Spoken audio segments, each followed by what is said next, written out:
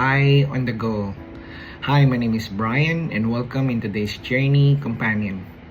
Philippians 3 verse 13 to 14 says, Brothers and sisters, I do not consider myself yet to have taken hold of it, but one thing I do, forgetting what is behind and straining toward what is ahead. I press on toward the goal to win the prize for which God has called me heavenward in Christ Jesus. Moving forward means pressing on, not looking back. Your past stumbles don't define you. Today, fix your eyes on the promise ahead and keep reaching for the life God is calling you to. Let us pray. Lord, help me press on toward you.